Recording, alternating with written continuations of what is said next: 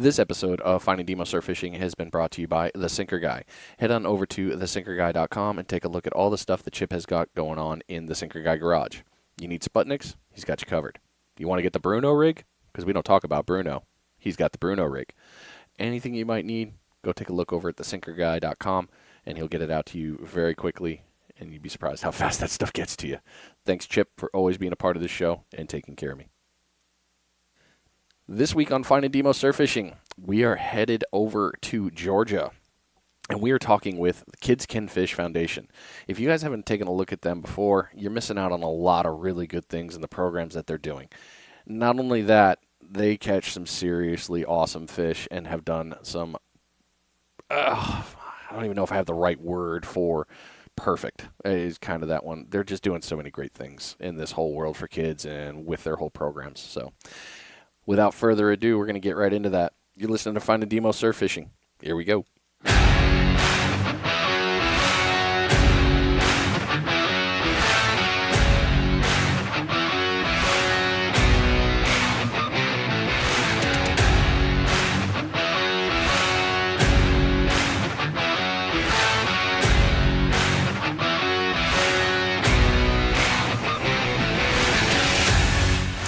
Yeah, buddy. New week, new episode, always good. Hope you were doing well wherever you are and that things have just been crushing for you out in the surf. You've been catching those new PBs, PRs. Unfortunately, I have not been out much. The Florida weather has reminded me that this is Florida summertime, and it's been raining every single afternoon and day. So, unfortunately, the fish are getting a pass right now, but that's all right. I'm going to get on them soon. Like I said when we started out, we're talking with the Kids Can Fish Foundation. You can take a look at them online at kidscanfish.net. You can find them on Facebook, YouTube, and Instagram, Kids Can Fish. You search all that, you're going to be rewarded with a ton of great pictures, information, and knowledge. And without me constantly just talking here, we're going to get right into it. So please welcome to the show, Mr. Tom Lewis. Sir, welcome. Glad to have you here. Hey, appreciate it. Thanks for having me, Brian. So we got to meet at ICAST finally. I've seen you on social media for a while, and it's been impressive seeing all the stuff that you guys have done. You and Caroline are just out there crushing it all the time and spreading the good news and running these really awesome seminars and fishing events with these kids. It's been beyond impressive, man. Congratulations on being so successful with this. Well, we appreciate that. Honestly, we never knew that we were going to grow to this magnitude, and we really don't have any goals or objectives on how big it gets. All we want to do is provide where we can provide, put camps on where we can put camps on, and not lose focus of having fun and reaching as many families as we can. So we've done really good. We're really proud of this little 501c3 foundation that Caroline created just shy about 2 years ago now. And it's been growing ever since. I know I learned about it last year, and I've seen it grow via social media. Unfortunately, I haven't been over to your area to come really actually partake in any of the events, but it's just been steadily growing. And your area that you normally run these, is this all out of the Georgia area? So we do a lot here in our home base. So we're near St. Simon's Island and Jekyll Island, so we have access to good coastline. We have access to good freshwater systems here inland, which really not our focus that much. We do some personally, and then we spend a lot of time in Florida. We get a lot of Florida draw to come down and help, and then obviously some of our biggest supporters are down there in Florida, like Fishbites. Incredibly helpful in supporting us, and obviously in your intro, the Sinker Guy Chip is a huge supporter of us. So we spend quite a bit of time in Florida, and we're only about 45 minutes from the Florida line, so it's kind of like our second platform. Oh, that's nice. I didn't know it was that far away, or that close. I'm sorry, I shouldn't say far away. 45 minutes is a nice little jaunt. Yeah, to Jacksonville, we're pretty close. So we can get to Florida waters pretty easy, and we try to get down there as much as we can. Very cool. Okay, so let's back this up to the beginning, but I wanted to bring up one thing before we even start the interview. A lot of pictures have been popping up of Caroline from ICAST, her throwing the nets on people, showing them how it's done. Yeah, so that's kind of where this whole thing began. I'd be fishing in the backyard for bass, and Caroline would be like 3, 4, 5 years old and always took a liking to animals in the outdoors. And one year she specifically asked for a cast net. So of course she got a cast net for Christmas, and it had a training ring. And I threw the cast net the first time and showed her, this is how you do this. And at this time she was just shy of 7. And I showed her, this is the training net and this is how you throw it. I threw it in the pond behind her house and caught a gar of all things. And she was floored. She couldn't believe it. She's like, that's amazing. She picked the thing up, and within a handful of throws, she's thrown the thing wide open. And I'm like, this is kind of not normal, I think, because even I had a hard time throwing a cast net. And she graduated out of the training ring net very quickly and put her on a very simple, like 3-foot net. And it's something that came really easy for her. And still to this day, she continually is going up in size on the cast nets that she throws. And she created her own little system of throwing the net. And that's how we got down to ICAST is Pro Maranahi USA, another huge supporter of the Kids Can't Fish Foundation, invited her to do demos in their booth. So we've been fortunate enough the last 2 years to join Pro Maranahi in their booth. And Caroline leads cast net demonstrations at the world's largest fishing convention, which is pretty wild. Yeah, she's very, very good at throwing a net. It was great to watch because I actually picked up a few tips from her because I can't throw a net to save my life. I suck at it. And granted, I just started, but watching her, I was like, oh, you grab it like that. I get it. Yeah, so please thank her for me because, I'm an old dog that can still learn new tricks, and she really helped me out there. I can do that. Appreciate that. Well, you've already opened it, so let's go ahead and go down this route. We'll get back to the fishing stuff later. And you kind of started it here, but so tell us about the Kids Can Fish Foundation and how it began. Yeah, so we were on an offshore fishing trip, and Caroline, she has her rod bent over, and she's got a decent fish, and I'm thinking, red snapper, or maybe she's got a redfish offshore, and she always wanted to catch a cobia. She gets this fish up to the boat, and of course it's a keeper cobia. And we get the fish on the boat, and she's celebrating, and I'm just watching her in her celebration, and without provoking her, she says, "Girls can fish." She just yells it out loud. And I instantaneously stopped, and I was like, Caroline, I was like, that's you. I'm like, girls can fish. That's exactly right. And I'm like, that's like your tagline. So jokingly around the house, we would say girls can fish. And between her and I, whenever she would catch, we'd do a celebration.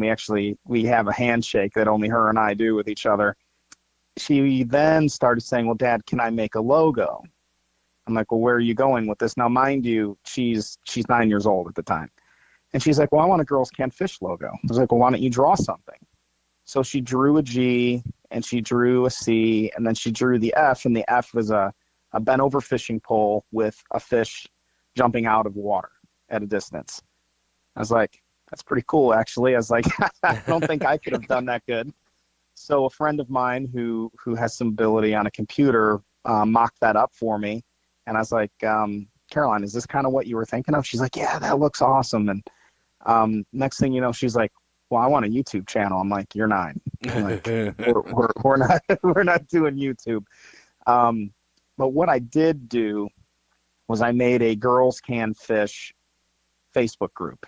And what it was originally was just very close friends and family for me to share Caroline's fishing adventures.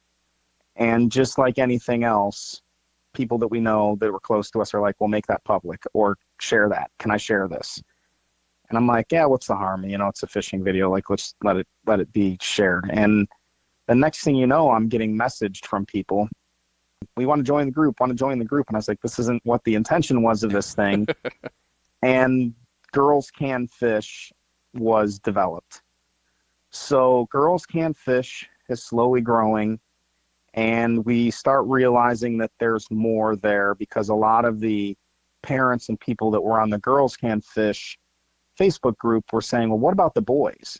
And our early conversations with Caroline, she was like, well, Dad, this is about girls that can fish. I was like, I know. I go, but what about little boys or kids that have parents that don't know how to fish, but see your stuff and are kind of impressed about what you're doing? And she's like, well, maybe we can incorporate the boys. And organically through conversations here, the Kids Can Fish page was started. And when we started the Kids Can Fish, it was actually the group was the first one. That's kind of where it exploded. We got fast growth in the Kids Can Fish group. Fishbites jumped on right out of the gate and was like, yeah, we'll send you some stuff down. We'll help you out however we can. Brett at Fishbites was, let's see the test of time and let's see where you go with this. So we're growing, and a lot of these castnet videos are out there of Caroline, and an individual from Pro Maranahi is named Stephen Howie, one of their sales managers, is messaging me back and forth and just like stuff about kids fishing. Well, little did I know he represents, a national brand for cast nets. He's like, I'd like to send you some nets and like to talk to you about maybe doing something with Caroline. And I developed a friendship with him. I now go fishing with him in Louisiana. He invites us to iCast, like great people. So this organic thing that started with a cobia catch turned into 2 Facebook groups, and then people wanting us to do things as far as teaching them how to fish.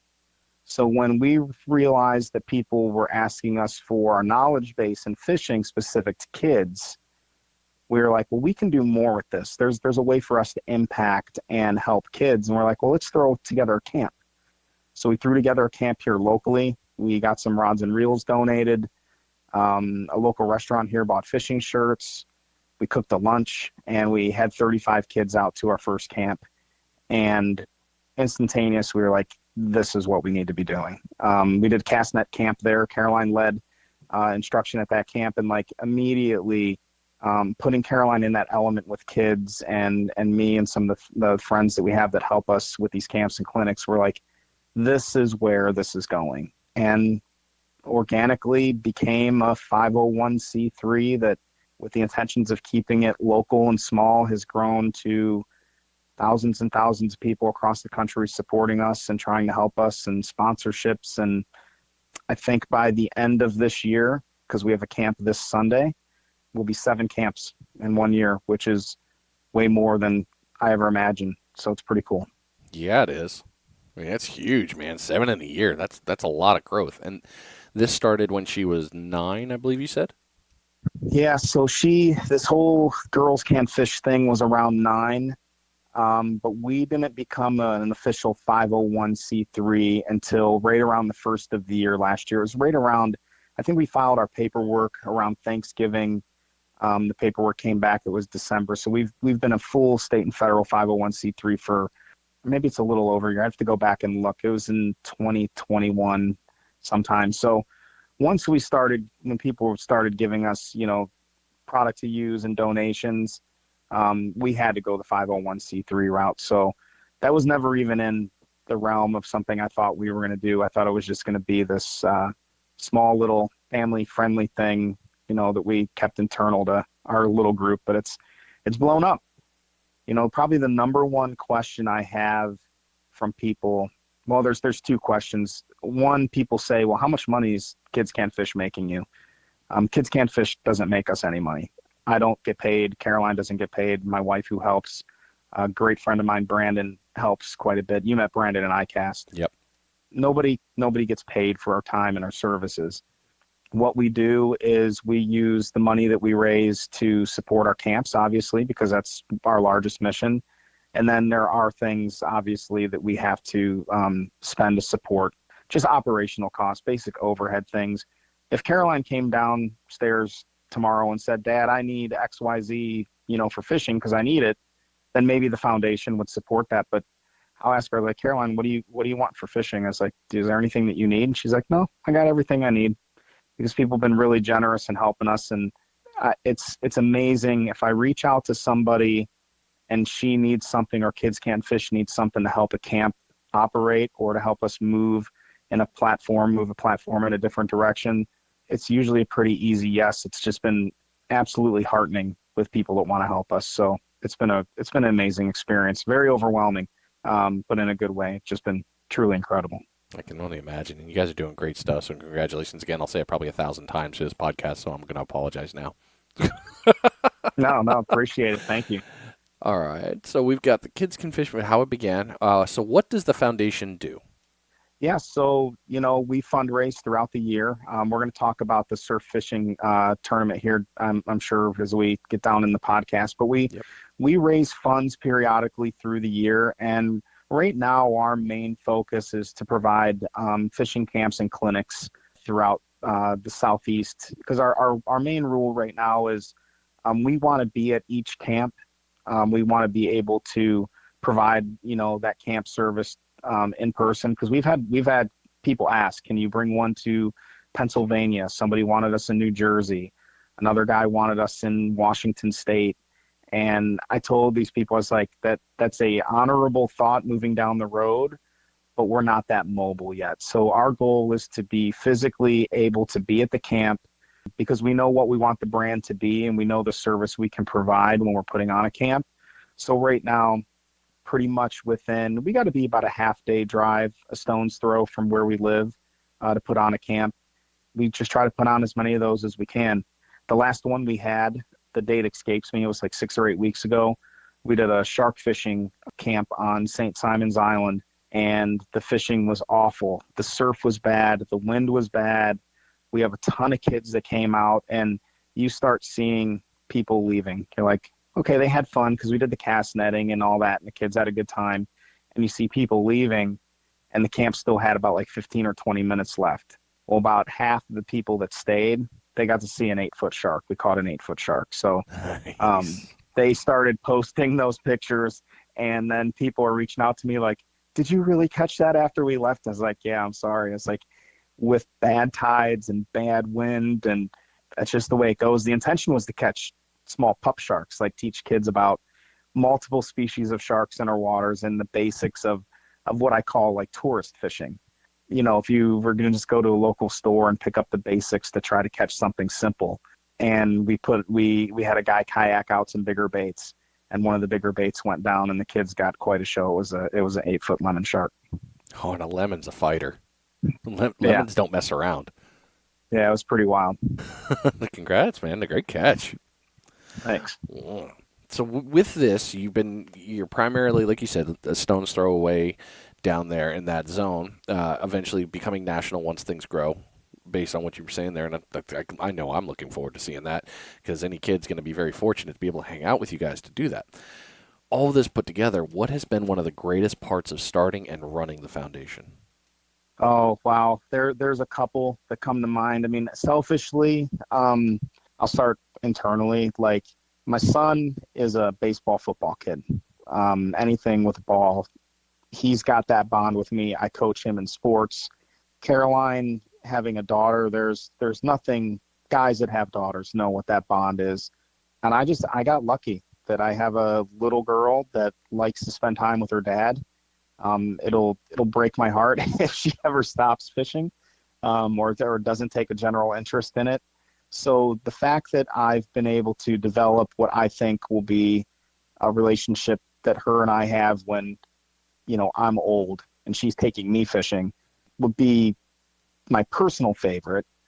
But my probably favorite story from the foundation, there's two of them. There's a kid in Wisconsin. His name's Nick. And I was looking at a Wisconsin fishing forum, and this mother would put Nick on a sled and drag him on the ice to go ice fishing, and then put him in one of those shanties, ice shanties, and they'd fish all day, and then she'd put him on the sled and drag him back off the ice. And I just watched all these fascinating videos and pictures of Nick fishing, and I just reached out to his mom and asked her, if there's any way that the Kids Can't Fish Foundation could help Nick. And we were within our first like 4 or 5 months. Like, we had hardly raised any money. We didn't have any operational platform. We very much were building the plane while we were trying to fly it. And there's a guy here, Spartan Wheel Chariots, quadriplegic individual named Ben, and he makes wheelchairs for outdoorsmen and outdoors women. And I reached out to Ben. I was like, if we wanted to buy this kid, Nick, all-terrain wheelchair that lives in Wisconsin, what's the process to make that happen? And we talked that process. And I called Deb back, with Nick's mom. And I said, would you be interested if we could raise some money and buy Nick this wheelchair. And, she's like, you would do that for us? And I was like, yeah, like we absolutely would. She's like, we don't even know each other. I was like, and who knows if we'll ever meet, but this is what we want to do for you. So we had a luncheon at a very nice restaurant on St. Simon's Island called Trimici's. We had about 40 or 50 people show up there, had a few silent auction items and some raffles, and we raised money, and Spartan Chariots built the chair, sent it up to Wisconsin, and now Nick has a all-terrain wheelchair that we helped fundraise for. That was the very first thing that we ever did as far as giving something outside of the camp. That one is pretty special to us. Yeah, I can imagine how that one would stick with you forever. That's huge. Wow. Yeah. That changed that kid's life. Yeah. Oh, you hope. You just try to give him, because his mom in the summertime, instead of just fishing off of docks, now you can go to, pond's edge or stream banks that maybe a standard wheelchair can't get to. That's kind of how those wheelchairs work. So maybe one day I'll fish with Nick. He was down south in Florida somewhere. I saw that he caught a snook. He went on a family vacation, but didn't get a chance to meet up with him. So maybe one day. That'd be pretty cool. No, that would be really cool. I'm sure that would be a lot of fun for you all. And catching a snook down south is never a bad thing. So. Right? Not bad at all. With the foundation, there has been a lot of probably ups and downs because there's never anything easy when it comes to starting something of this size, magnitude, or any way of looking at, starting a 501c. It's a hard game. What has been some great lessons learned from starting it to where you are now? Yeah, I think just because of how fast things happened for us is if you know the vision of a startup and you're going to create a foundation, I would say pump the brakes before you launch anything, because the second you launch and you have people that are interested in whatever you're trying to put out to the public for, you're going to get a lot of asks. And kind of one of our mantras with Kids Can't Fish is we want to underpromise and overdeliver. So if we say we're going to do something with a kid, we're going to follow through on that, and we're going to do it very well or to the best of our ability. Things happen so fast for us that I always felt that I was behind the 8 ball of the asks that were coming in. So, setting up the 501c3, well, that takes paperwork and that takes processing, and then you have to wait. We were actively working and putting on camps before we were 501. And that's fine because we had money to do that. We were able to raise some funds and do those things. But organizationally, if you can set up shop and your framework and your business plan, and gosh, even the website and social media is a whole other beast, and have people and players in place that can help you balance and manage as things come in, you won't feel like I said before, you're behind that 8 ball all the time. Because when you have a 501c3 or charity of any kind that's successful, it's daily calls and daily emails of people that want to connect and work with you. So we didn't know we were going this route. So looking back, if I knew that a charity was going to be created from something that Caroline, started, I probably would have just slowed the roll a little bit and not opened up those Facebook groups, because social media is pretty powerful. And as soon as you're out there, the requests come in every single day. Yeah, a sad truth. I mean, a good truth at some point, but it's also it's a double-edged sword. It's got to be. It can be, and I guess because of our platform, like we're trying to help kids, and obviously we're trying to work with kids that want to have the means otherwise to do some of the things that we do, and certainly we're interested in working with kids that have disabilities. A lot of things come in, and you have to. You don't want to tell somebody no, but if you tell them no, it's got to be for the right reason. Like when the guy from Pennsylvania wanted us to come and do a camp, it wasn't that we didn't want to. It's just we can't travel to Pennsylvania because we're trying to figure this out in the South before we network out of our comfort zone. But keep my number and keep in contact. And I got tied. I'm originally from Ohio. I know PA well, and who knows, maybe we'll take a camp. And then you get people that call, and just like we call people, we look for donations, we look for supporters. So there's people that reach out to us that want the same support in return. So, there were some kids in Texas. Their father last year at Christmas time was significantly injured in a car crash, and Christmas was going to be tough for their family. This guy happened to be a police officer, and it was widely publicized. This officer was significantly injured. So when this group reached out to us, we field validated it through news and reading articles, and we're like, we're going to send these kids some Bass Pro gift cards and some stuff so they can have that under the tree. And, that's another thing, that it's not camp related, but we took money that we raised, bought gift cards, and sent some things out there. We do things like that periodically too, that don't require wetting a line. But, like I said, because we're guilty of it too. We make calls, monthly, asking companies to get involved with us, and those companies have to vet and verify who we are too. So we try to help out as many people as we can, but at some point in time, like, we have a fiscal plan we have to follow, and we have objectives and things that we have calendar that we need to follow, and you can only do so much with the resources you have. So we have to make sure that we're making good decisions so that the platform continues to grow and continues to move forward. Yeah, it's not all sunshine and rainbows. As much as we wish it was, it's never that easy. And you know what I'll say, because we're very social media heavy, is it's been an absolute pleasure dealing with people on social media. Obviously, you get people that want to join that get declined immediately because you can tell they're fake accounts. Like, we look at every profile, we look at who's trying to come in. Obviously, a lot of ours is invite. So if a friend of ours, or let's say you were going to invite some people to the group, I was like, all right, Brian invited some people to the group tonight. Those people are likely good, but I give them a quick glance. Right. So a lot of our group is word of mouth, or people that came to our camps. Our social media pages have never had any nastiness. There hasn't been anything inappropriate for kids. I will decline posts that aren't related to kids specifically. So like tonight, a guy wanted to post a YouTube video of basically it was catfishing on a budget. So I watched like the first 3 or 4 minutes of this YouTube video and realized quickly that this is just a random guy fishing for catfish, and there's not a kid in sight, or he's not teaching a kid how to fish on a budget.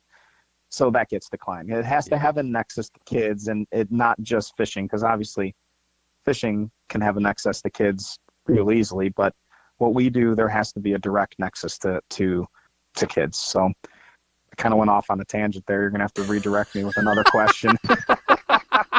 No problem. I'm getting you redirected. We're going to redirect this way.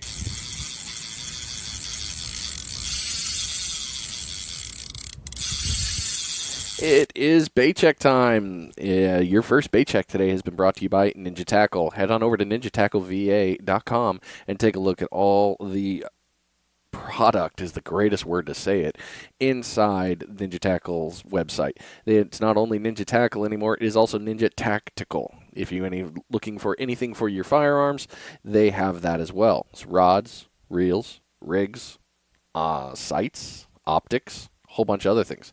Head on over to ninjatackleva.com and take a look and get your order in today.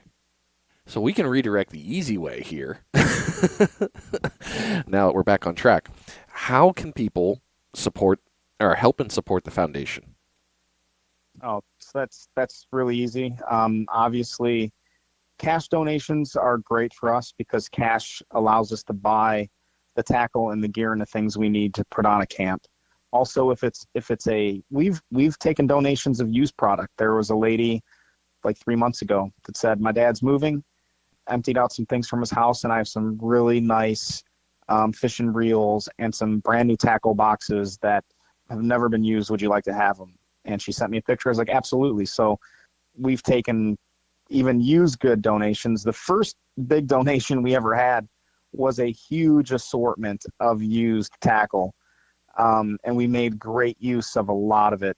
I don't know if I would go that big again because it was a lot. But we actually got a lot of that stuff in the hands of kids.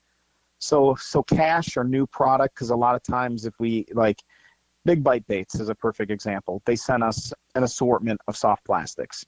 So at one of our camps, every kid leaves with a grab bag, like a bag full of goodies related to fishing. And we would put those bags of soft plastics and Panther Martin inline spinners and hats from Calcutta and, stickers from every fishing company known to man in those bags. So minimally at most of our camps, kids are coming home with a fishing rod and reel that they just used and a bag full of goodies. So, obviously camps cost money to run. And then we want to make sure that every kid leaves with a bag full of things to go home and keep the fishing fuel, the fire to keep thinking about the next trip they're going to have going. So that's important to us. And there's a lot of different ways. If a donation isn't something you can do, not everybody can make a charitable contribution through cash or a donation of a product. Just supporting the Instagram and Facebook page is pretty important, because as you know, the more people that find out about who you are, you never know who the next person that's going to send you a message privately and say, hey, I'm involved with X and X company. We want to help you. So support on the Facebook group is good. Joining the group and inviting your family and friends. Liking our page, the Kids Can Fish Foundation page is our admin page. It's where we can post only. So a lot of times we do posting separate of the group that kind of track what we're doing as an organization. So there's a lot of ways. And honestly, if social media is not your thing and you can't make a donation, come to one of our camps. Come to one of our camps and just tell somebody locally or somebody that's into the outdoors and wildlife, tell them that you went to one of our fishing camps, and hopefully something good that you can say about what we do is a huge help to us. There you go. So when it comes to cash donations, where do you recommend people go to do that? Through the website, or is there another way? What do you recommend? Yeah, the website is easiest, because a lot of times, like a $25 donation or a $10 donation will come in, and those are easy via PayPal. It's right on the website, on the main page. The website is kidscanfish.net. And if somebody has the ability to donate at a larger level, usually you're looking at using the tax deductible purposes of a larger donation. So a lot of times if somebody comes up and says, we want to make a larger level cash donation, then we do some paperwork. We send some letters and some documentation to prove that, we are a federally state approved 501c3, and then work the processes for those larger level donations. So if people are trying to do something a larger level, an email to me is probably the best way to get it started. My email is pretty simple. It's thomas@kidscanfish.net, and we can go from there. But yeah, on the webpage, we've had people donate, $10, and that's great, because honestly, at one of our baseline camps, one of our cheapest camps that we can run, a fishing rod and reel combo runs us about $10 to $12. So a $10 donation basically bought one kid a rod and reel, and they get to take that home. So that's pretty cool. Absolutely. Great stuff, man. Well, now we're going to do a little bit of a transition. Now I'm going to start stealing your knowledge. All right. So tell us your story about what got you into fishing. Oh, well, this is easy. My dad, my mom and my dad raised us to be outdoor people. I have 3 older brothers. Growing up, it wasn't about where we went. It was that we went somewhere, camping, and with camping came fishing. And with the small boat that my parents owned, came fishing. So I still remember to this day when my dad brought the Snoopy fishing rod in the back door. My mom and my dad were having a conversation, and I heard him say, well, I got Tom a fishing rod, and I sprung out of my bed. And I come out into the family room, and there it is. It's not wrapped or anything, and it's a yellow Snoopy fishing pole. I remember it like it was yesterday. And I wore that thing out. So yeah, it's really that it's a legacy thing. My dad's dad took him fishing, and I'm taking my kids fishing, and we did it as a family. I mean, I remember being on boats and my mom's sitting there fishing with us. So passing that on to our kids, and those are my earliest memories, and started young, real young. It seems like the majority of every answer has been a dad took me, and it just locked in forever from there. Yep. What is your favorite thing about fishing? My favorite thing about fishing would be the thought of, like, you don't know what's on the end of your line. Like, that's too easy. That's a good one, though. It's good. especially we fish deep water a lot too. So like I have a boat that can go offshore. That's different than the surf stuff. But for me, because it's a way for me just to disconnect. I fished with this kid Luke on the like we call it the Kids Can't Fish boat. My boat's got a Kids Can't Fish wrap with our logos and our sponsors on it. And I met Luke at our shark camp, and he didn't catch any sharks, and he was from Texas. And I happened to end up knowing somebody that knows his grandparents. So I reached out to this person, and I was like, do you know how to get a hold of that Luke kid's grandparents? Because he was visiting his grandparents for 2 weeks from Texas.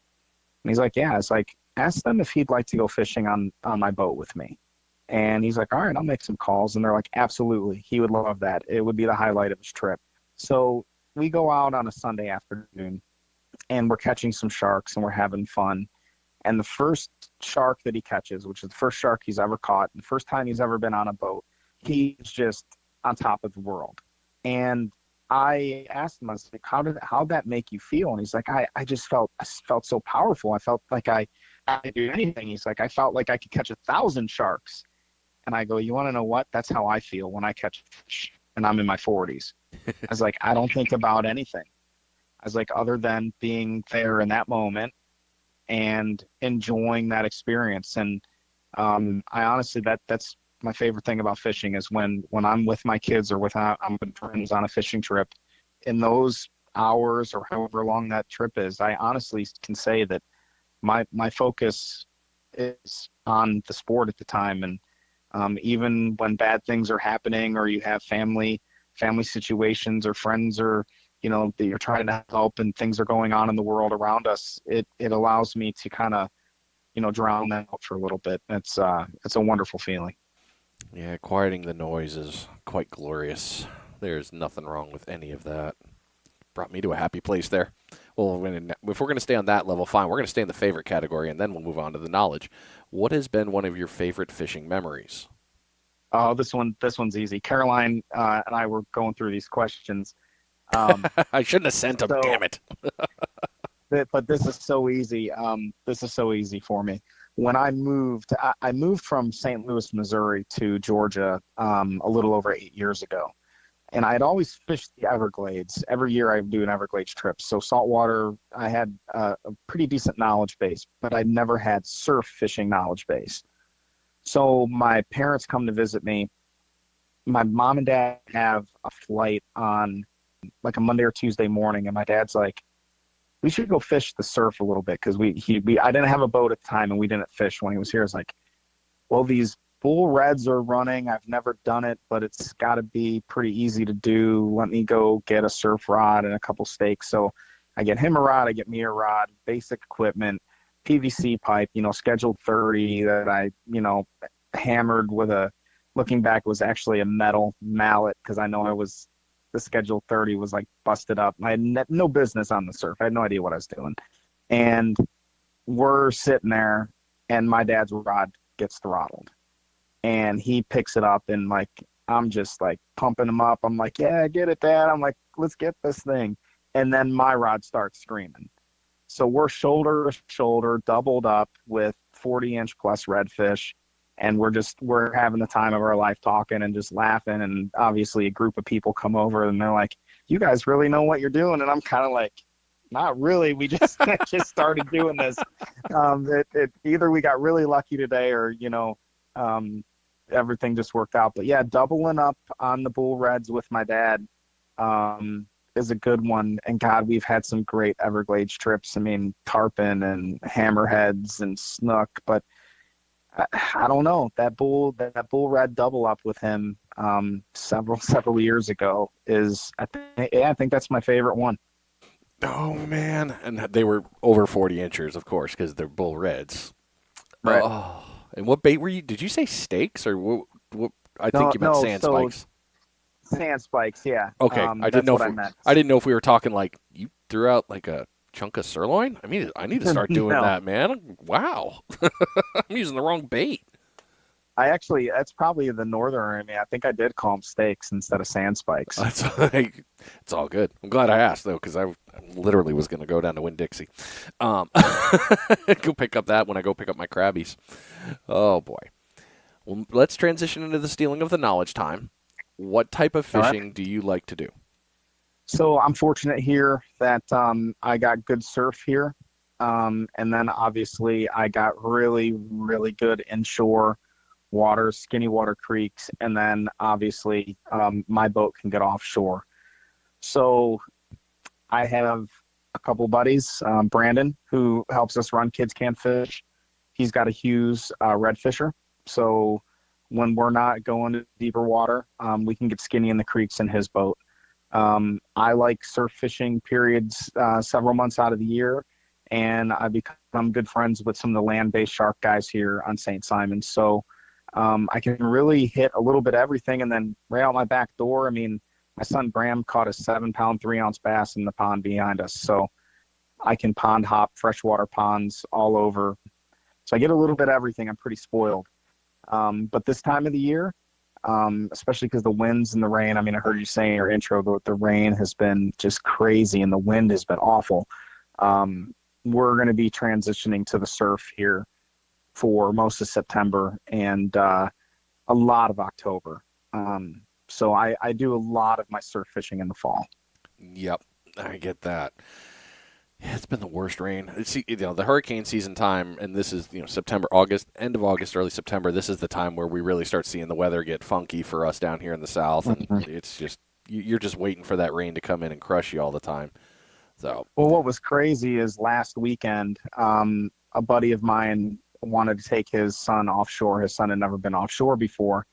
And I'm looking at all the guides and I'm looking at all the maps and the weather and the wind and the NOAA report. And I'm like, hey, this thing's going to be 2 foot south-southwest at an 8-second interval. I'm like, Sunday's our day.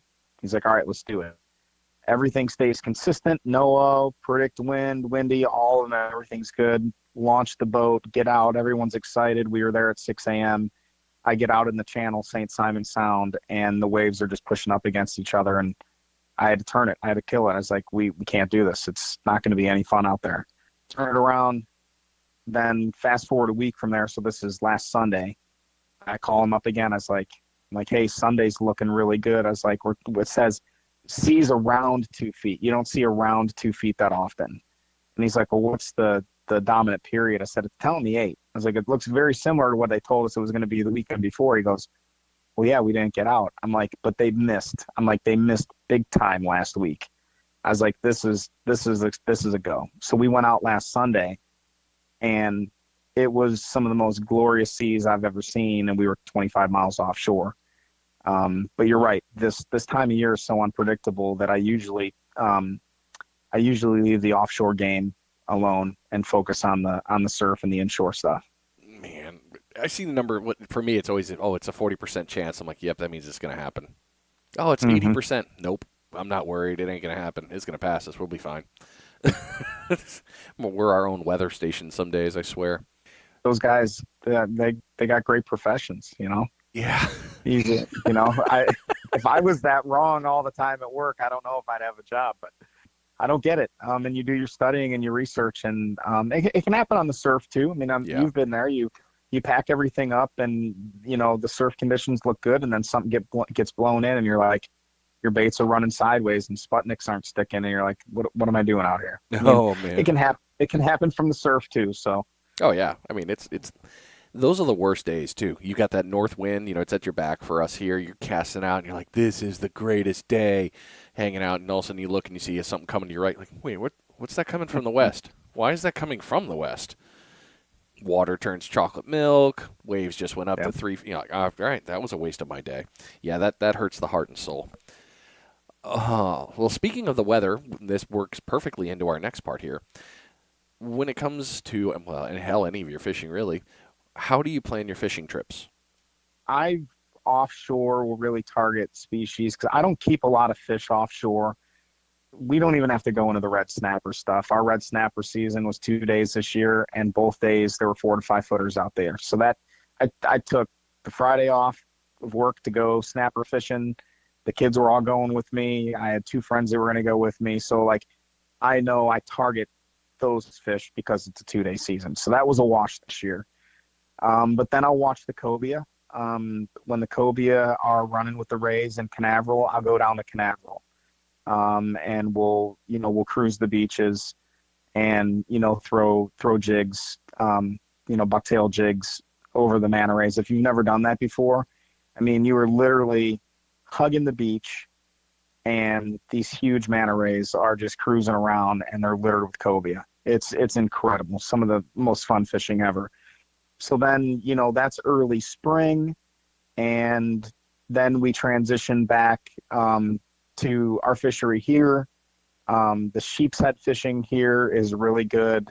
So me and the kids will go and we'll dig fiddler crabs and we'll just go hit pilings and rock piles, and we'll fish for sheep's head. The sheep's head will then turn off, and the trout and inshore redfish bite gets really good. When the water starts cooking again and temperatures are coming up, you kind of get a little. We have year-round good trout and reds here, but once the water temps start coming up, then we start getting the sharks and we start getting some of the good surf stuff. So we'll transition off to the beach when a lot of the inshore stuff is starting to slow down. Oh, and I don't even go into the triple tail. I still haven't caught one of those. That's one on my list that I've seen float past me, and then I'll miss one. We hooked up with like a 25 or 30 pound triple tail last year. My neighbor's kid was on the boat and had it right at the boat on his birthday, and I'm razzing him. I'm like, don't lose this fish. It's your birthday fish. That's a bonus fish. Don't lose it. And it spit the hook, and I'm like, shut your mouth. I'm like, what are you doing? You just jinxed it. I'm like, I'm giving the kid, I'm ribbing him on his birthday, saying, don't lose your birthday fish. And then, the hook shakes loose. So, the triple tail are in right now. So we're blessed. We have a really good fishery here. We chase around a lot of different species and do a lot of different styles of fishing. Okay. When you're at the beach, so I'm gonna steer you here into the surf on you. So when you're planning on going out into the surf, how do you select your spot? So we have a good sound with deep water and good current. So I'll fish that area first because I know it's a high producer, and I know with our big tides, the fish are moving in and out. So I have access to this deeper water. I hardly have to wait out, and I can get the baits past the break, and we got good deep water. So that's pretty easy for me. But sometimes it's just accessibility. Like for example, where me and my dad doubled up with each other, that's on the Coast Guard beach, and it's right off what we call the blue carpet. There's carpeting that runs out into the sand, so it's nice and easy to traverse. And my dad was like, well, with my I don't want to walk far. It's like, well, we really shouldn't fish right there because it doesn't make sense to fish right there. I've caught more fish off the blue carpet than in some of the other spots on the beach. So now what I'll do is, especially with the redfish, is our surf changes quite a bit. And I'll just go out and I'll read the surf, and I'll just be looking.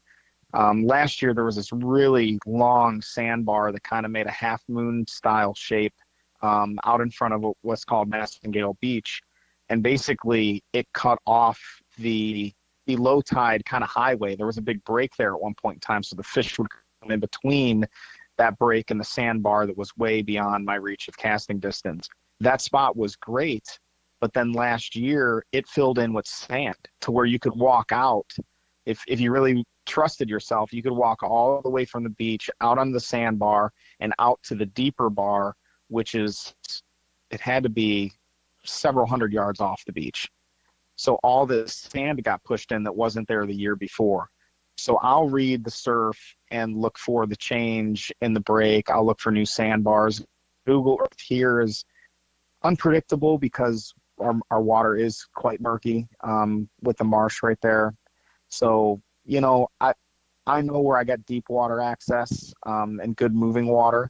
But when I'm fishing the beach here, because our tides are so high and so fast, I'm just looking for new sand. I'm looking for the new presentation of waves, just what I've committed in memory. And I'll actually go back and look at old pictures of surf of the couple spots that I fish on St. Simon's and look for different break in the surf and different features. That's smart looking right there. That's the way to go, especially with the history book right there for pictures. Pictures say 1,000 words. Moving into the pictures, we're perfect time to talk about this one next.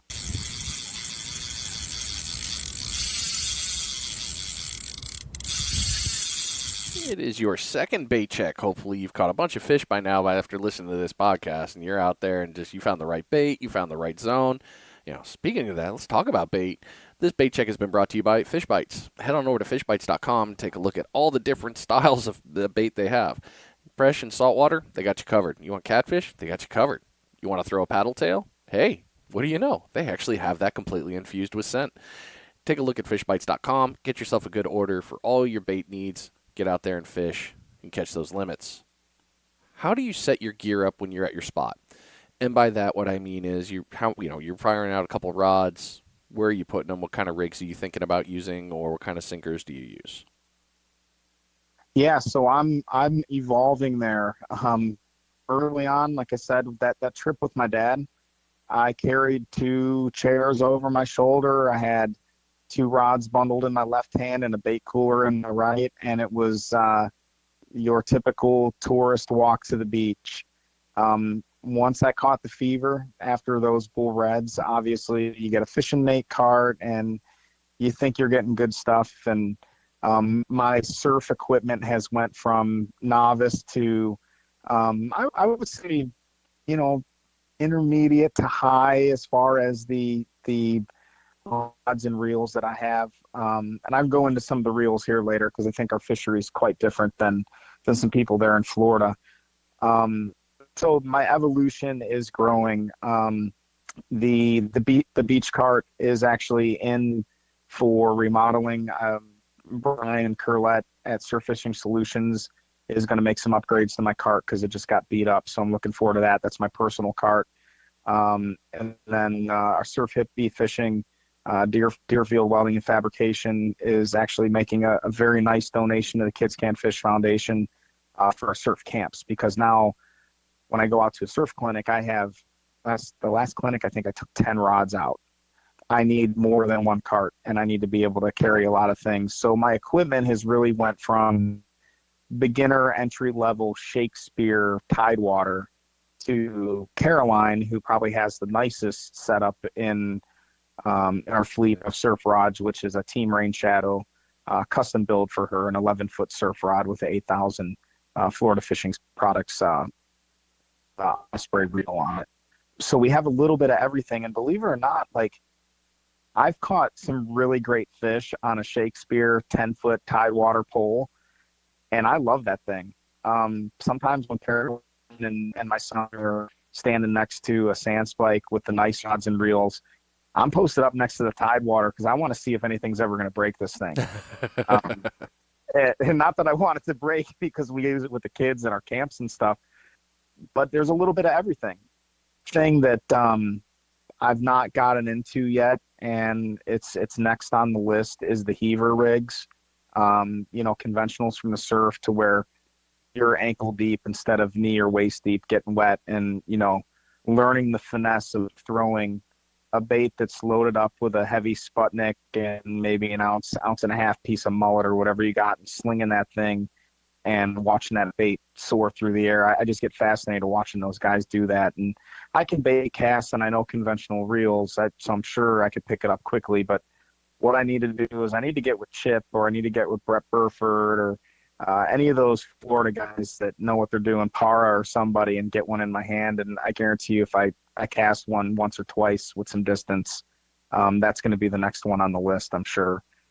But again, the heavers where I'm at, I really don't have to heave that far. The break's not too far from me for most tides. Those would be Florida rods. I would change tactics when we go fish Florida, but I'm interested in it. I really am. I just haven't had the time to dabble for myself, because I don't think, obviously, because you're talking 12, 13-foot rods, like those over the bar rods I see a lot of people using. A lot of guys are using like 13-foot rods with those heaver rigs, correct? Normally with the over the bars, I'm seeing the high-low, so the pompano rigs. But I think that you can throw a heaver with a conventional on those. Hmm.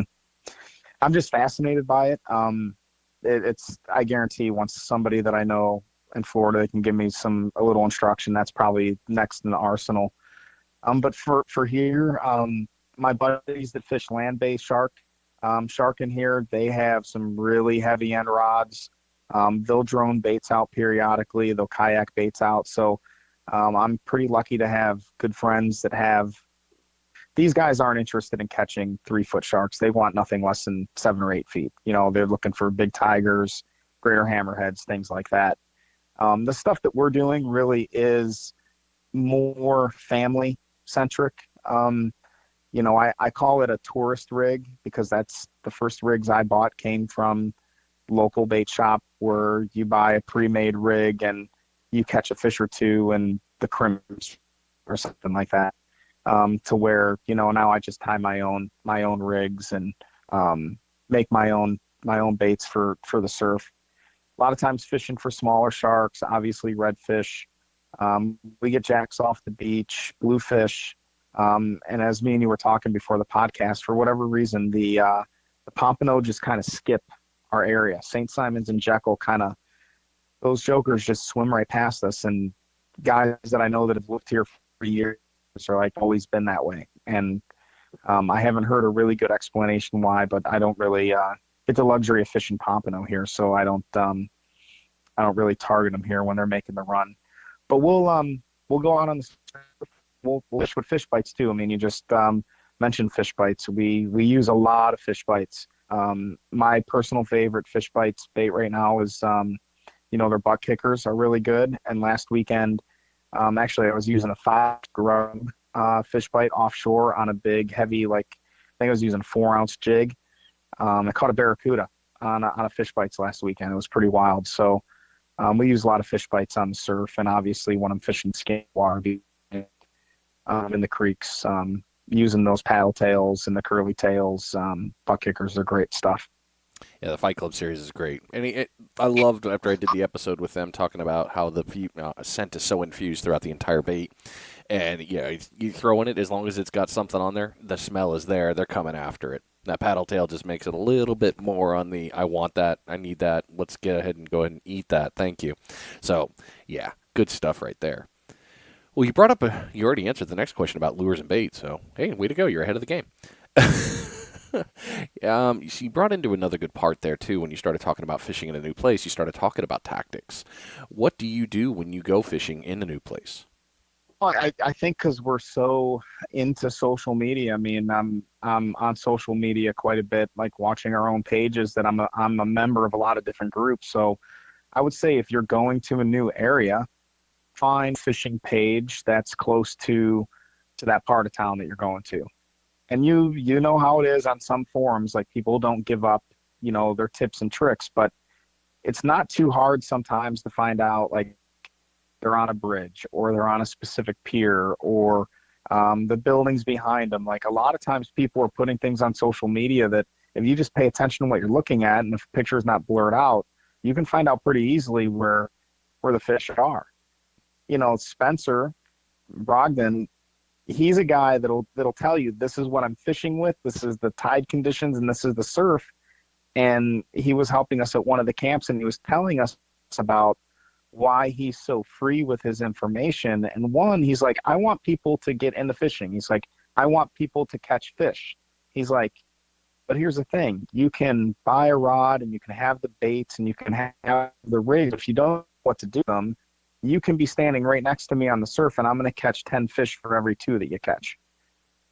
So he's not worried about everybody coming to his spots, and he's an educator. He likes to tell people and share information. There's a lot of people in the fishing community that'll share information with you. So I would say the first thing I do is I look at social media sites and see what people are catching. Because if they're catching pompano in South Carolina, the pompano are probably going to be biting the same thing that they bite in Florida. So I know that all my pompano rigs and my Sputnik weights and the surf rods that I have for Pompano are going to work. Conversely, when I went to Louisiana last year, I ended up catching a 30-plus pound black drum on a pink butt kicker, and I'm using 2,500 pound or 2,500 series reel and basically a medium action rod, and I'm like defenseless against this black drum. Now I got it in, but I had zero intentions of catching a black drum, and I hadn't seen anybody posting pictures. So that was kind of one of those, that was happenstance. I wasn't planning on that, but it worked out. So I would just see what the season is, what people are catching, whatever local reports are coming out. If there's some pretty good magazines and pretty good local newspapers that have actually some decent fishing reports. And then honestly, your bait shops. I've had some marinas and some bait shops that they're there to sell you bait and tackle. They want you to catch fish. A lot of times you can go to a marina and a bait shop and you're going to get pretty reliable information. They might not tell you where their best friend is fishing, but I bet you they're going to put you in areas where you go out there and something might hit your line, because if it hits your line and it works, you're likely to go back in there and probably buy some more product from them because you had a good experience. Yep. Yeah, the tackle and the bait shops are always a guarantee of, I shouldn't say guarantee, 95% chance you're going to get good intel and a really good spot of, look in this area. They're going to help you. The one thing that I hear people get upset about sometimes is like, well, why won't you share that spot with me? And they're like, because that's my spot. I don't give that spot to anybody. I'm totally cool with that. Like if I'm like, hey, I want to catch a triple tail so bad. It's going to happen. It's probably going to happen when I'm just fishing a cork and a shrimp. Or you know what will happen? It'll happen with Fishbites when I'm whiting fishing or something. Exactly. It's always when you're targeting whiting. Always. Exactly. Right? So if somebody came up to me and was like, I'm like, where do you catch all your whiting? I know guys that have tons of whiting that they catch, or triple tail. And if they're like, I don't give anybody my triple tail spots, I'd be like, I get it. I totally do. But why don't you give me like your number 5, 6, 7, 8, or 10th favorite spot for whatever species. So sometimes people just aren't going to give up the information that they have, or maybe they found some structure somewhere that people don't know about, and they don't tell you exactly where it's at. I get that. But personally, I'm taking lots of people fishing with me, so it's no secret. Like if we're on the beach, you catch fish in the spot, or especially I take a lot of people offshore. Like, sure, if you look at the GPS and the coordinates are there, but nobody's doing that. I don't worry about that kind of stuff. I like to go out and have a good time, and when I'm fishing with people and they come up, I tell them exactly what I'm fishing with. A lot of times, actually, Brian, I'm passing my rod off. Like last year, I was fishing on the surf. I took off a lot of days just to go drop the kids off at school and go spend like 4 or 5 hours on the surf by myself. And I hook up to this awesome bull redfish. I'm having this great fight. And there's a group of ladies, they got to be like in their 70s, walking past me, and they stop. And this one lady's like, oh, that's so cool. I've never seen anything like that. I was like, you want to catch this fish? She's like, what? I hand her the rod, and she fights the bull redfish. Her girlfriends are taking photos of her. They're taking videos of her. We get it in the shore. She picks the thing up. She's all slimy and holding the thing. And, like, they walked away, and, like, those ladies were like, I can't believe you let her catch your fish. I was like, I got more enjoyment out of watching you catch that fish than me catching it. So, yep. That's kind of the stuff that I do. If someone walks up to me on the surf, I will bring a rig in. I'll show them exactly what I'm fishing with. I've given rigs to people. Here, take this. Here's a weight. Here's some fish bites. Here's the hooks I use. And now that I have a foundation that we organize and run, like, of course, there's going to be a kids can't fish like card or something that goes with that to say, hey, right, of course, this is where this knowledge base goes.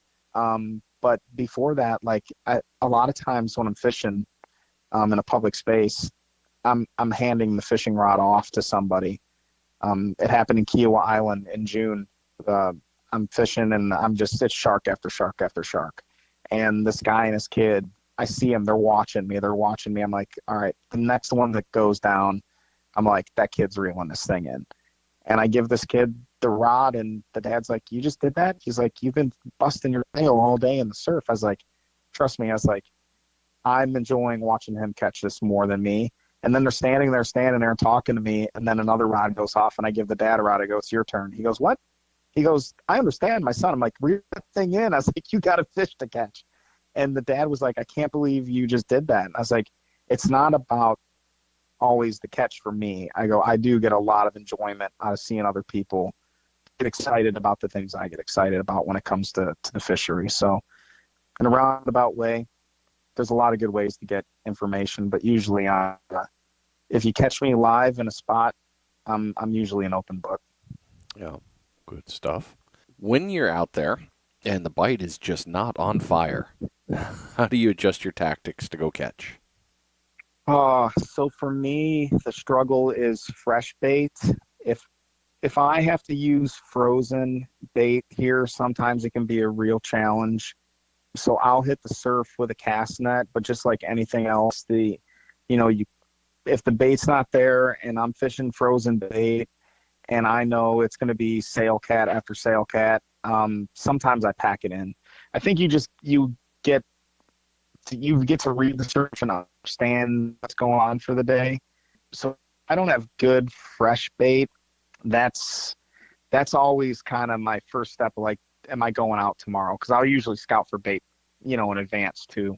Fortunately, fresh bait's pretty easy to come around here. So for me, a slow bite, because I usually have a lot of different types of fishing I can do in a short period of time. I'm all day waiting for that one or two knockdowns.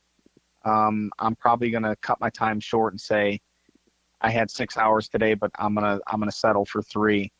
But then you know how it goes. Like, you're starting to clean things up, and then when you set your time limit, you catch one and you're like, all right, it's gonna turn. The tide's gonna turn. The bite's gonna get good, and then next thing you know, you're out there for 6 hours.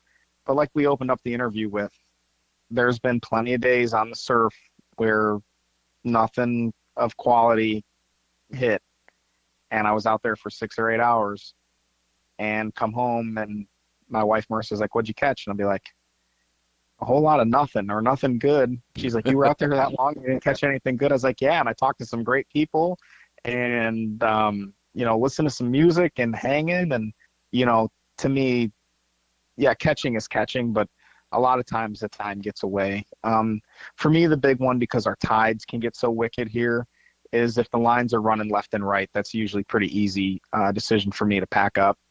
But as long as I got good bait, and the frozen stuff periodically works pretty good. If I have good fresh live bait, I'm usually going to do pretty good. The bite's pretty consistent. Yep. Yeah, can't go wrong with live bait. Well, in your area, what is your favorite fish to target? Well, my favorite fish easily is the bull redfish. There's something about your feet in the sand and a bait, 100 yards out or a good distance out, and you standing there and catching a bull red off the surf. I love it. It probably ties back to that memory with my dad. I love end of September, October fishing here where we're at. I look forward to it all year long. So I would say bull red's easily my favorite to catch. But then if we're leaving the surf, skinny water fishing is something else. I mean, sight casting a redfish, and they're so spooky, and you really got to be stealthy, and they can at times hear a lot more than you think.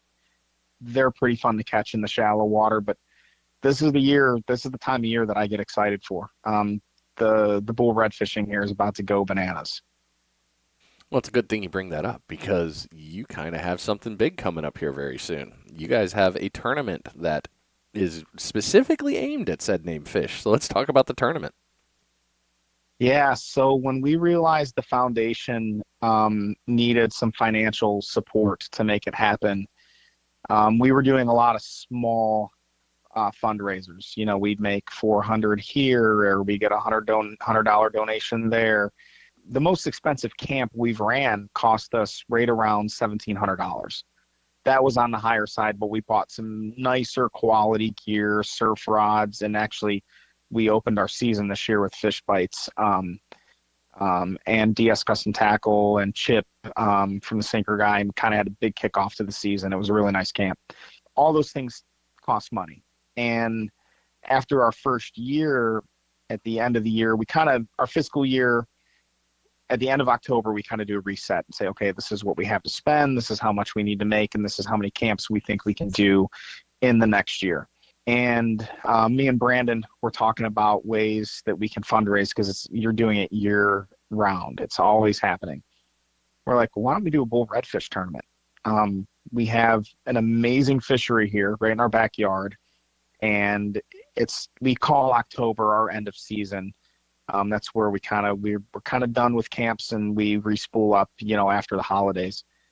So we kind of winged it last year. We're like, let's run a redfish surf fishing tournament, and we call it the Running of the Bulls, the St. Simons Island Running of the Bulls.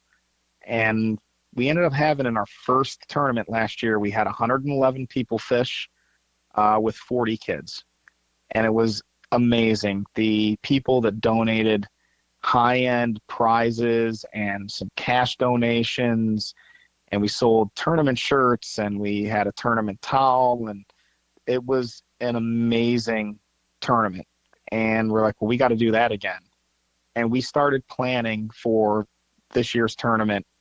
It was 2 or 3 weeks after last year's tournament, and we've been planning throughout the whole year. As a matter of fact, our 2023 tournament sponsorship form is already done, because we've established Columbus Day weekend every year is when we're going to do the tournament. So there's some competing tournaments, and we want to establish that, you don't have to worry about the St. Simons tournament. We're doing it every year, Columbus Day weekend. So October 8th and 9th, it's going to be a great time. We do a kickoff party, kind of the equivalent to like a captain's meeting. Got a lot of good raffle items and some good freebies, and we're going to do that at a place called Port City Park in downtown Brunswick. There's going to be food trucks, beverages, some music. It's going to be a really good time. Then obviously all day Saturday, from 8 to 4:30, and Sunday the same, are the tournament days. And then we do our awards banquet on Sunday evening from 6 to 10. That's going to be at Benny's Red Barn on St. Simons Island, on the north side of the island. We've already met last year's numbers. This time last year, I remember us kind of being in panic mode, because we had all these amazing donations, and we only had like 30 people registered to fish the tournament. But come September, every day I'd log in and be like, oh, there were 3 more. Wow, we had 5 this afternoon, or we had 10 last night. I had to start turning my phone on silent, because there'd be a little indicator when somebody would register for the tournament. It'd be like 2 o'clock in the morning. I'd be like, who are you? And you're coming from where? I'm like, you're coming from West Virginia to fish our tournament? We had a family come from West Virginia to fish our tournament. We had a guy come from Washington State to fish our tournament. And as of right now, actually, I'll rephrase that. Last week was the last time I physically went in and did the count. We were sitting at 70 people registered to fish the tournament. So I wouldn't be surprised if we had 150 or more people. Wow. So, and I don't know. We've talked about, do we want to cap it? Do we want to make it more of an intimate tournament? So do we say, hey, the first, 150 or the first 200 in the years to come? We've entertained that. We're not sure where that's going to go.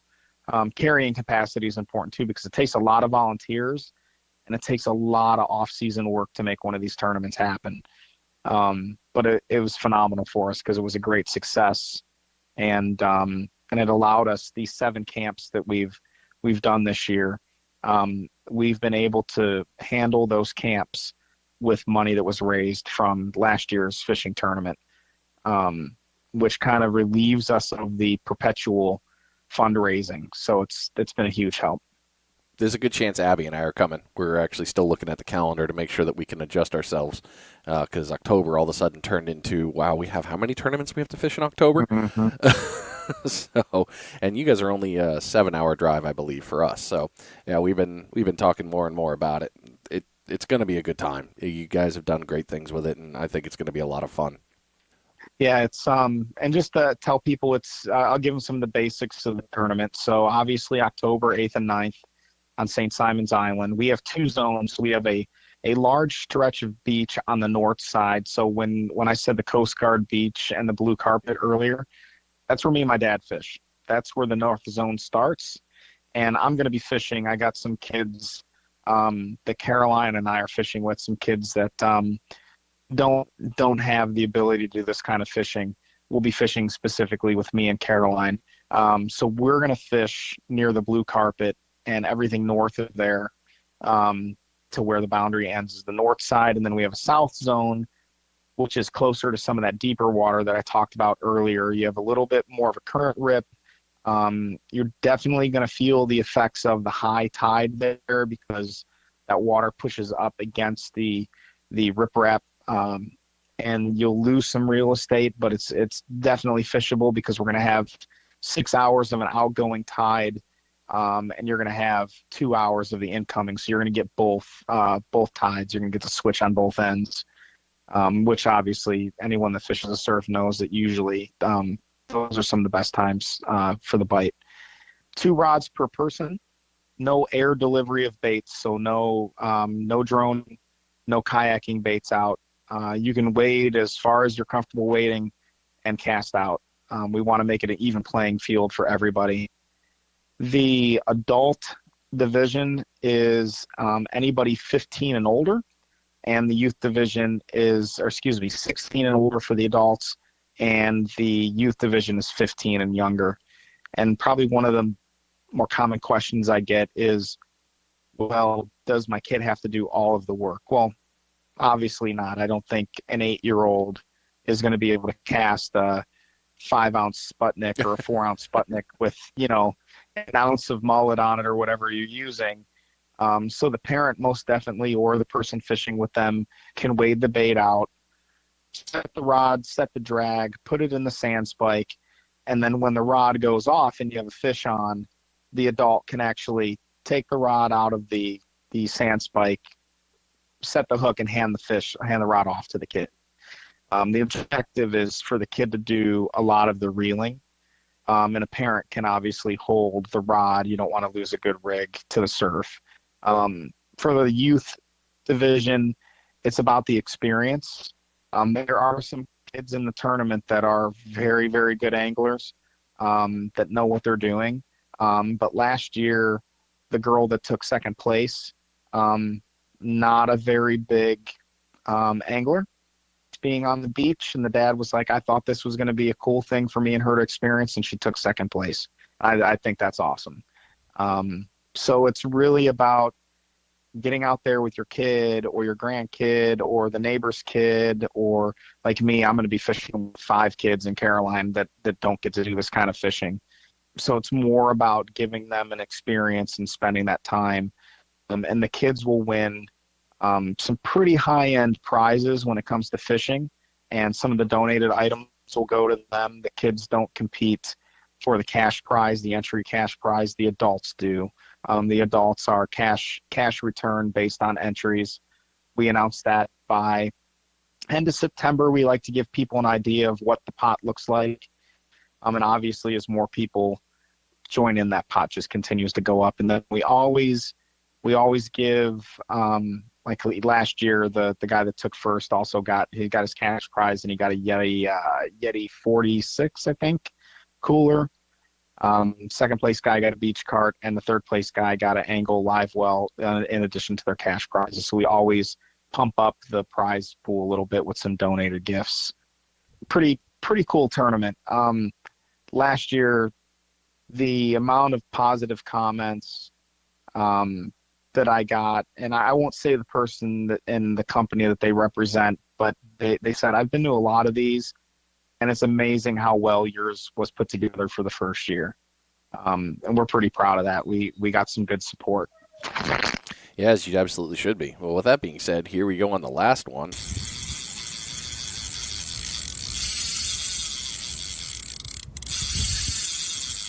It is your third and final bait check for the show. This bait check is brought to you by Deerfield Welding and Fabrication. Head on over to deerfieldfabandweld.com and take a look at the carts and the products that they're setting up for the surf collection, sand spikes, wheels, all of it. They can do custom welding and CNC. So head on over to Deerfield Fabrication or Deerfield Fab and Welding or Weld. Oh my gosh. DeerfieldFabandWeld.com and take a look at all the gear that they have and get your order in soon because his queue is filling up. So with the tournament, we're going to get you here in the last couple questions. Is the catches, are you bringing them in or is it photo and tape? How does that work? Yeah, so it's a photo tape release. Obvious, these are out of slot fish. There's beach judges throughout the fishing zones. We have them in a high visibility, almost like a traffic vest that if someone was a school crossing attendant would be wearing. So they're easy to be seen on the beach, and they're periodically spaced out. Once that fish hits the sand, or has in the water and is considered a landed fish, you got to get that thing back in soon. The judge is going to take a good measurement. We have a lot of kids, like the National Honor Society kids and some of the ROTC kids, kids that are like 16 and older are our beach judges. To make it easy on all of our beach judges, we do a total length. We don't do the pinch tail thing. We learned last year that some of the kids are like, well, what does a pinch tail mean? And where exactly am I measuring? And there was a lot of double checking and different things. So we're going to just do a total length, tip to tail, and call it good there. The tiebreaker is spots. So let's say we have two people with a 45-inch redfish and we have a tie. It'll go down to the most spots. So whoever has the most spots would be the first place winner, and then that person would be the second place, and so on. We do have a Calcutta. The Calcutta is single redfish with the most spots. So the Calcutta is pretty interesting. That was a favorite too. Everybody seemed to enjoy the Calcutta last year.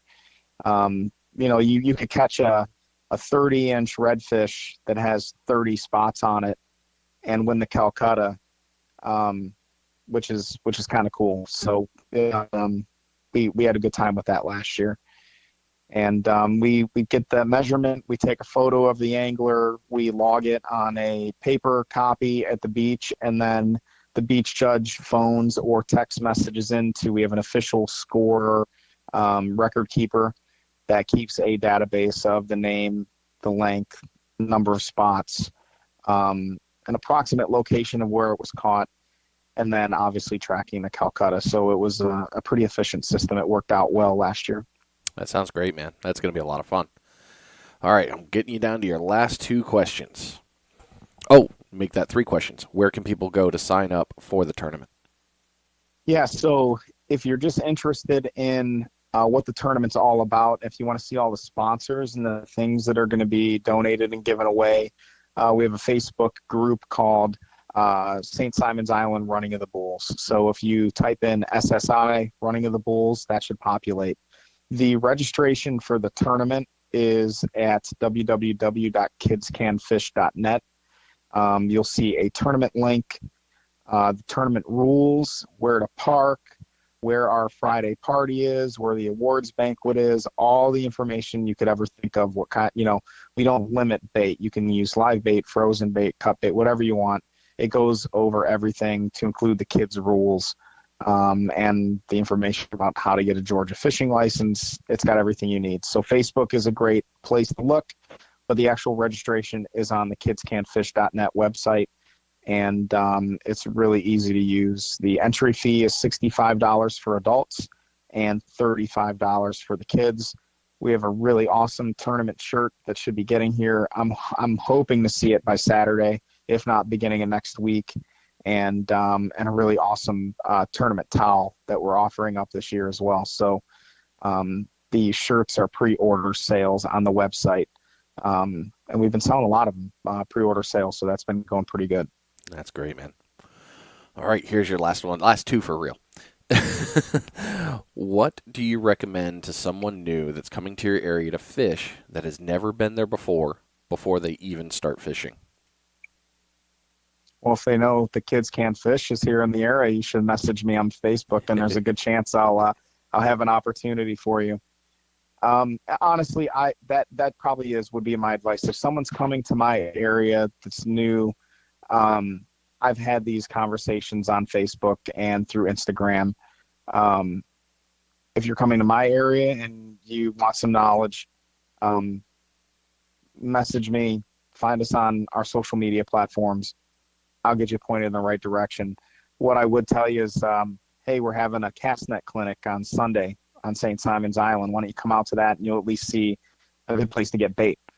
Because I take you to a spot that I know there's bait every single time, and you learn how to cast net at the same time doing it. So we usually have a camp whenever those emails or those messages come in. I usually know that I have a camp right around the corner, and I can say, hey, well, come to this camp. It's a good place to kind of meet the people in this fishing community. That's great stuff, man. Yeah, phone's going to be blowing up. All right, your final question of the day. What's next for you?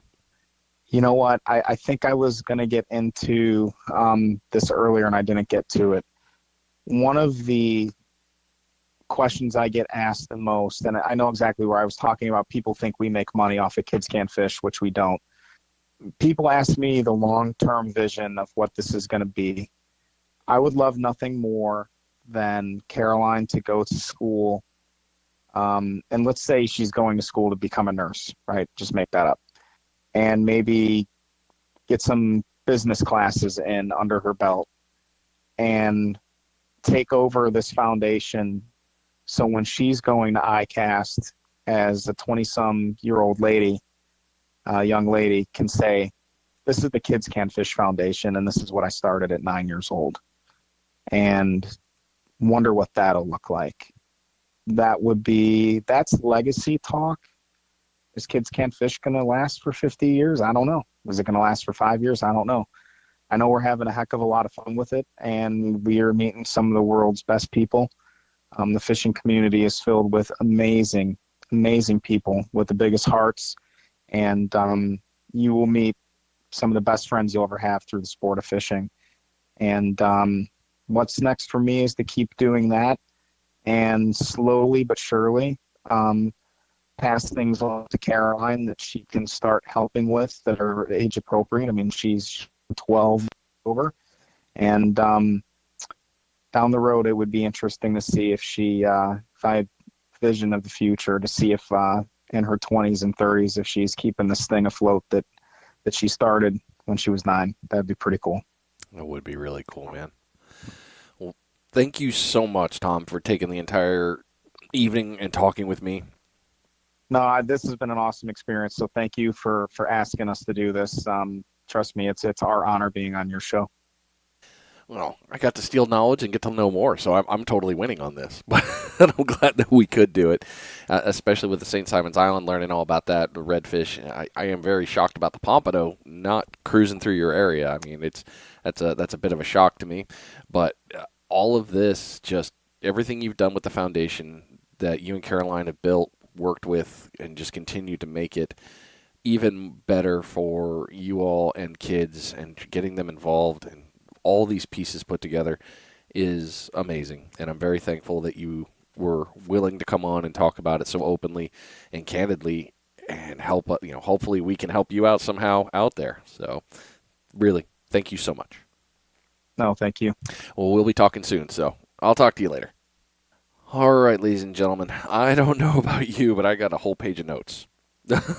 Lots of good things that happened tonight. So again, if you want to help out with the foundation, support them, you can head on over to the website.